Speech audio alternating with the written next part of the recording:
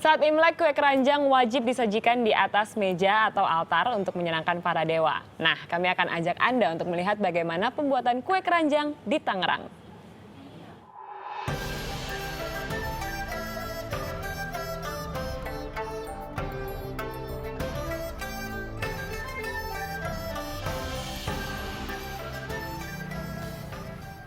Ci, aku mau dong nyobain ya, ini. Silakan coba.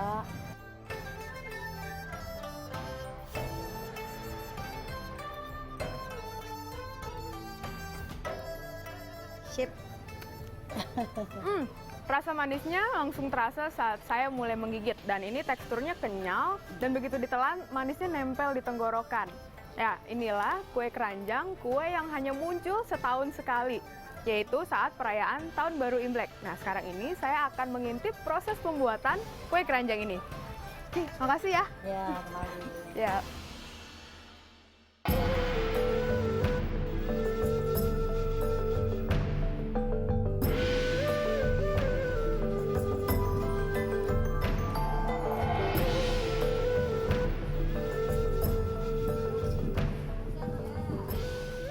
Suara alu menghantam lumpang saling bersautan.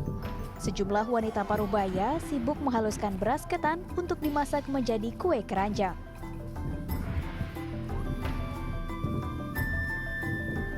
Permintaan kue manis ini meningkat menjelang Imlek. Imbasnya, pabrik kue keranjang di Tangerang pun kebanjiran pesanan.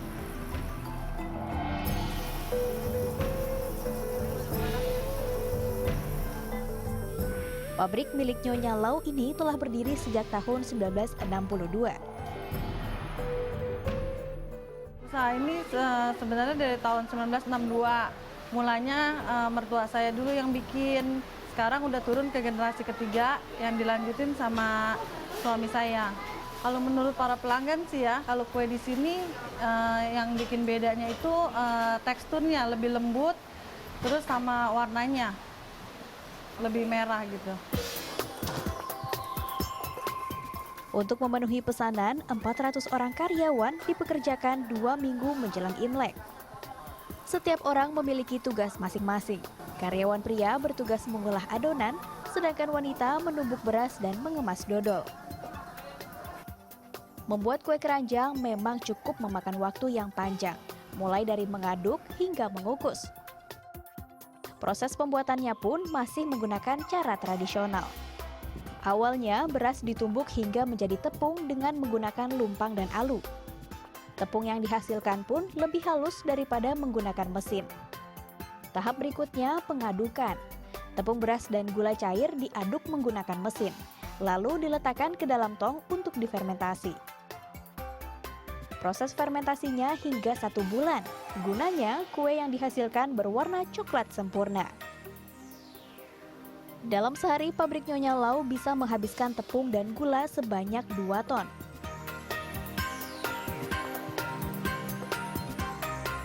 Seusai difermentasi, adonan kembali diadukan dan dicampur dengan gula cair. Proses berlangsung 10 menit.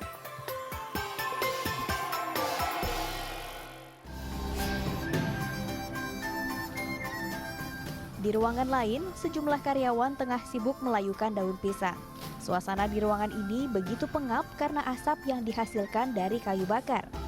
Untuk menghindari rasa pedih di mata, pekerja mengenakan kacamata. Daun pisang yang telah layu menjadi lapisan keranjang. Kue ini disebut kue keranjang karena menggunakan keranjang sebagai cetakannya. Bentuk silinder diperoleh dari keranjang yang berdiameter 10 cm. Setelah semua cetakan selesai dilapisi, saatnya menuangkan adonan kue. Kegiatan menuang adonan dilakukan di tempat yang berbentuk seperti panggung. Permukaannya dibasahi air supaya licin.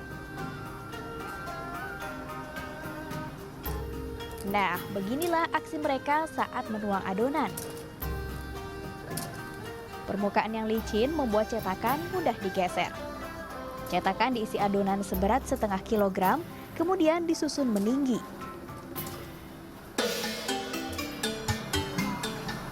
saatnya pengukusan. Benda raksasa ini dapat menampung sekitar 700 kue. Setelah tersusun, pengukus ini ditutup rapat.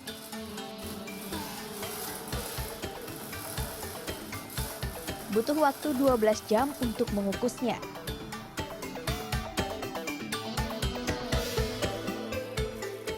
Setelah matang, kue dikeluarkan lalu disusun di rak penyimpanan hingga hawa panasnya hilang. Sampailah pada tahap akhir pengemasan.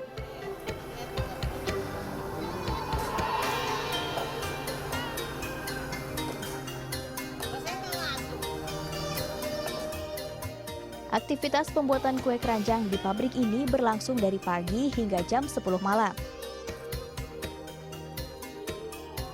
Usaha kue yang telah berlangsung 49 tahun ini sangat terkenal di Tangerang. Bagi Reni, di hari-hari menjelang Imlek ini merupakan hari tersibuk. Kalau permintaan menjelang Imlek memang lebih meningkat dari biasanya gitu ya. Karena kita bikin kue keranjang juga pas menjelang Imlek aja. Pesanan juga diterima 2 bulan sebelum Imlek. Englian, salah satu pelanggan setia, menghabiskan 3 juta rupiah membeli kue keranjang untuk perayaan Tahun Baru Imlek kali ini. Saya beli sini karena rasanya lebih enak, tahan lama, nggak cepet keras, nggak bulukan gitu. Harganya ya biasa sih, nggak mahal, lebih murah.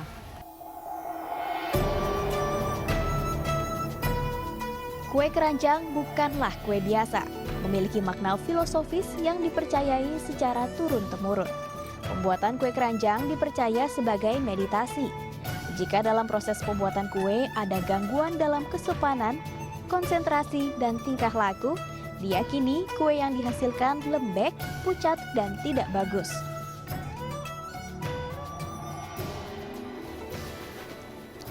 Di balik bentuknya yang sederhana ini, ternyata kue keranjang mengandung makna yang dalam. Bentuknya yang bulat dipercaya dapat menjaga kerukunan keluarga yang merayakan Imlek dan bersatu dalam menghadapi cobaan di tahun yang akan datang.